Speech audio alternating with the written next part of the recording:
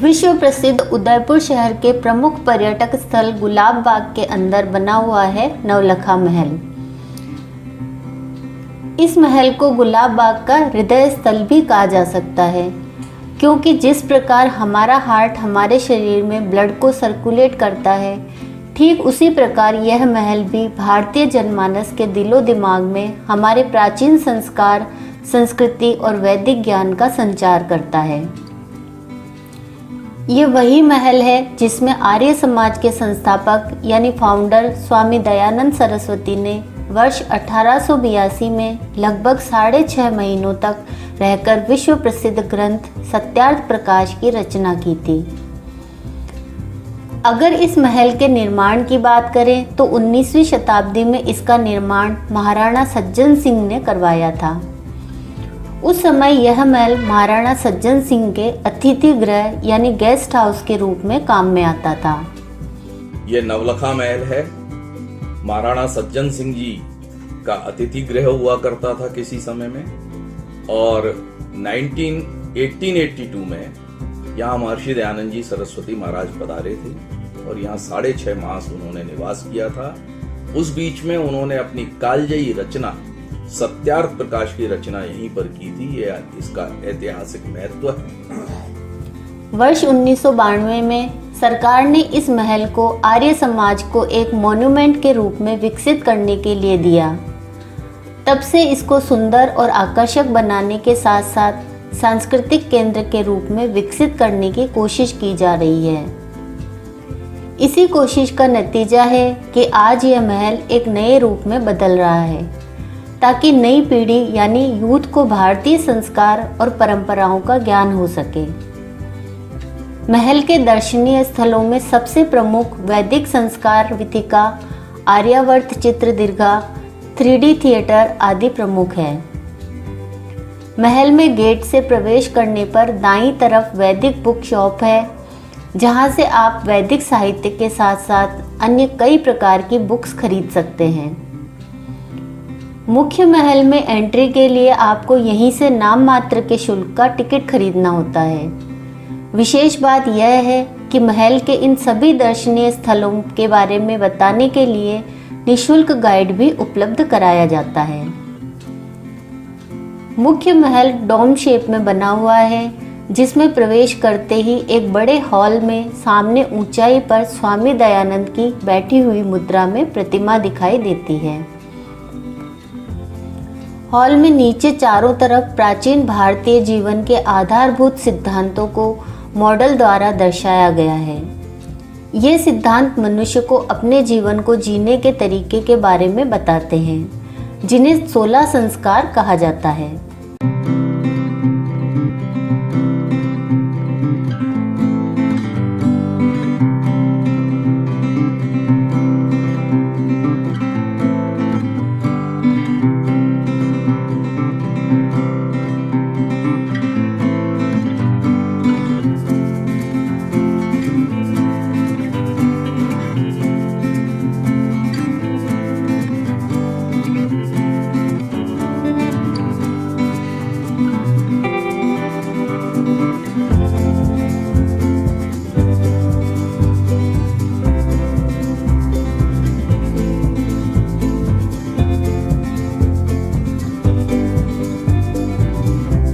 Hall के बगल से आर्यावर्त चित्र दीर्घा में प्रवेश करने पर अंग्रेजी के सी शेप में बड़ा गलियारा है, जिसमें प्राचीन भारत के ऋषि मुनियों, ग्रंथों, क्रांतिकारियों के साथ साथ स्वामी दयानंद के जीवन को चित्रों के माध्यम से दर्शाया गया है।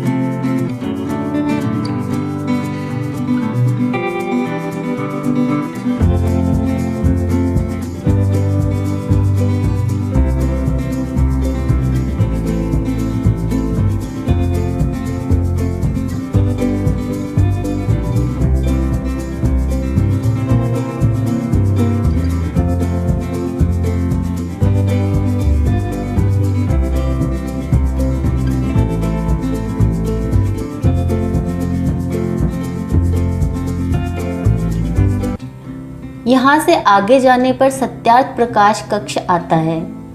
यह स्थान स्वामी दयानंद सरस्वती के लेखन कक्ष के रूप में काम में आता था और इसी कक्ष में स्वामी जी ने अपने विश्व प्रसिद्ध ग्रंथ सत्यार्थ प्रकाश को लिखा था। अब इस कक्ष में एक 14 कोण और 14 कहानी वाला सत्यार्थ प्रकाश स्तंभ या टावर स्थापित कर दिया गया है, जिसका हर कोण अपने आप में एक अध्याय है। इसके आगे गलियारे के अंतिम भाग में एक घूमने वाले कांच में सत्यार्थ प्रकाश के 24 भाषाओं में अनुवादित ग्रंथ दर्शाए गए हैं।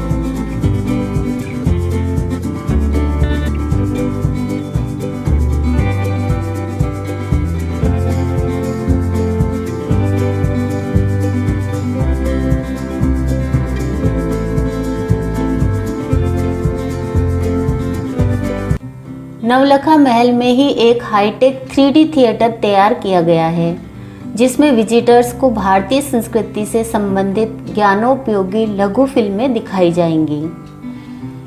आखिर में कुल मिलाकर यही कहा जा सकता है कि जिस स्थान पर स्वामी दयानंद सरस्वती जैसी विभूति ने सत्यार्थ प्रकाश जैसे ग्रंथ को रचकर वैदिक ज्ञान रूपी ज्योति को जलाया, उस स्थान पर आने का मतलब ही उस ज्ञान को ग्रहण करना है।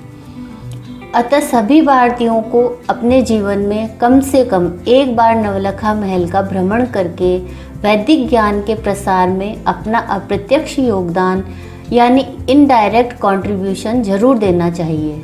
आर्य समाज को ये महल राज्य सरकार ने एक मॉन्यूमेंट बनाने के लिए, स्मारक बनाने के लिए 1992 में दिया। तब से हम दो दृष्टि को लेकर के इस पे काम कर रहे हैं। एक तो ये सुंदर बने, आकर्षक बने, ताकि लोग यहाँ आकर्षित हो सके आने के लिए, और दूसरा ये कि केवल सुंदर और आकर्षक न बन करके सांस्कृतिक मूल्यों के संवाहक भी ये स्थल बन सके। भारतीय संस्कृति का अपना जो एक गौरवमयी स्थान रहा है, जिसे आज का यूथ भूलता जा रहा है, वो हमारे निकट एक चिंता का विषय है। हम उसको दूर करने के लिए यहाँ अनेक प्रकल्पों के माध्यम से ये प्रयास कर रहे हैं कि जो भारतीय मूल्य हैं, जो नैतिक मूल्य हैं, उनकी स्थापना हमारे यूथ में हो सके। इसके लिए हमने एक यहाँ आर्यावर्त चित्र दीर्घा बनाई है, एक 3D थिएटर बनाया है बहुत अच्छी क्वालिटी का, जिसमें हम महापुरुषों के जीवन चित्र दिखा रहे हैं। तीसरा हमने एक वैदिक संस्कार वीथिका बनाई है, जिसमें वो 16 संस्कार जिन्हें आज हम भूल गए और जिन पर चल कर के, जिनका अवलंबन लेकर के भारतीय मनीषा ने कहीं वो पूरी पुस्तक हमें दे दी थी, जिसे अपने जीवन में ढाल करके व्यक्ति जो है वो सच्चे अर्थों में मनुष्य बनता था, वो हमने यहाँ दिखाया है। और उसके अलावा एक वेदना हमारे मन में हमेशा से रही कि जिन स्वतंत्रता सेनानियों ने अपने प्राणों को आहूत करके आज हमें इस स्थिति में लाया है कि हम स्वतंत्र हवा में श्वास ले रहे हैं। शोक की बात यह, वेदना की बात यह है कि हम उनके नाम भी नहीं जानते। हजारों हजार की बात छोड़िए, हम ज्यादा से ज्यादा 5-10 व्यक्तियों से आगे नहीं बढ़ पाते हैं। तो हमने एक प्रकल्प बनाया है, भारत गौरव दर्शन।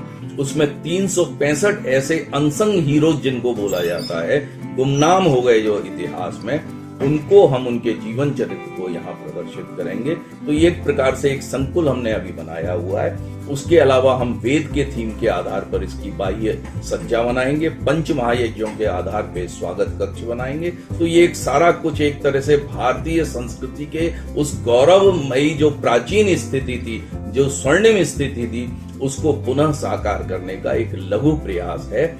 इसमें हम सभी का सहयोग चाहते हैं। आए और यहाँ आकर के इसे देख करके मूल्यांकन इसका करें।